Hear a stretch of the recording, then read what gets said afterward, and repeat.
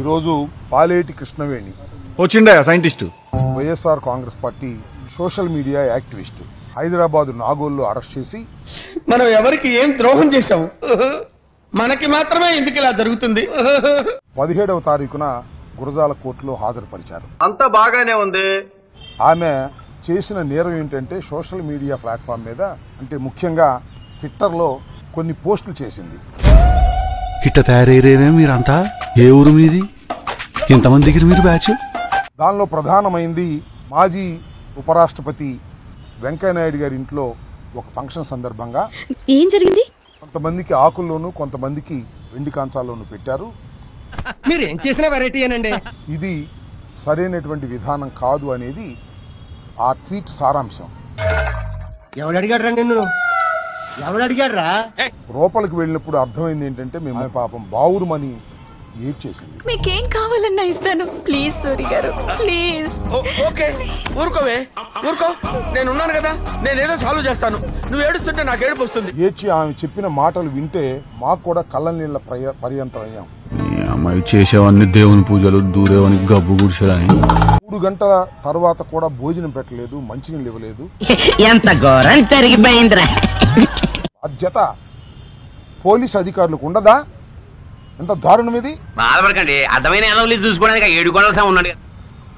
12 గంటల పైచలకు ఆమెకి భోజనం పెట్టలేదు, అనేక రకాలుగా హింసించారు.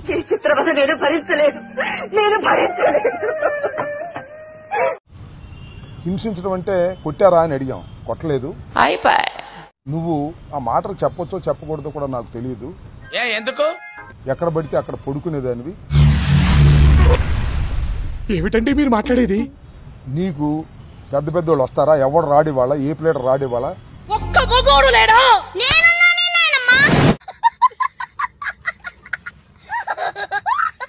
నీ మీద వ్యభిచారం కేసు పెడతాను, వ్యభిచారం కేసు పెట్టి లోపలేపిస్తాను ఒప్పుకోకపోతే అనేటువంటి మాటలు.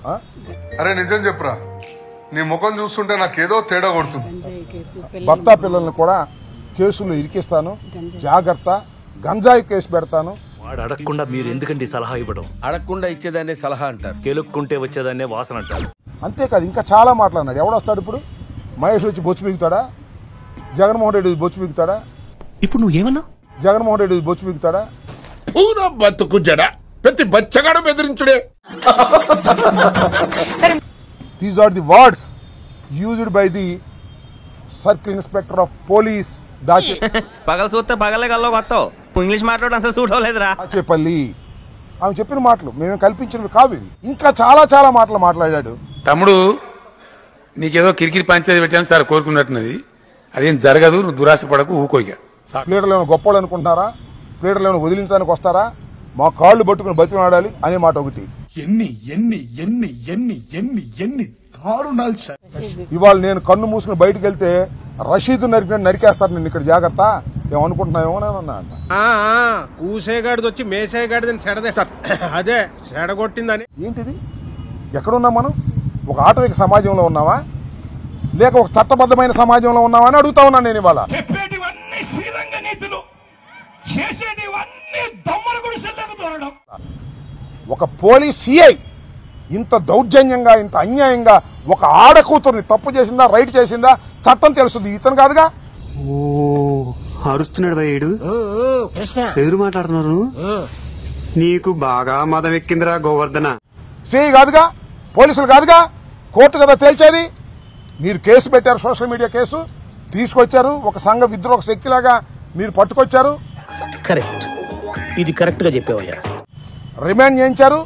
ఎస్ ఉంటది, వారం రోజులు, 5 రోజులు, 10 రోజులు బెయిల్ వచ్చేంత వరకు శాశ్వతంగా ఉండదు కదా. ఏం చేస్తావరా? చంపుతావా? నరుకుతావా? ఏం చేస్తావరా?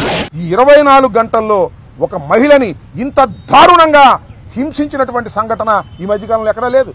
ఆ మాట నువ్వు చెప్పకూడదు. ఎందుకు చెప్తున్నావు? ఆ మాట నువ్వు చెప్పకూడదు. చూద్దాంలే. చూడటం కాదండి, మీరు చెయ్యాలంతే. సరే, మీరు ట్రై చేస్తారన్నారంటే అది ఓకే అయిపోయిన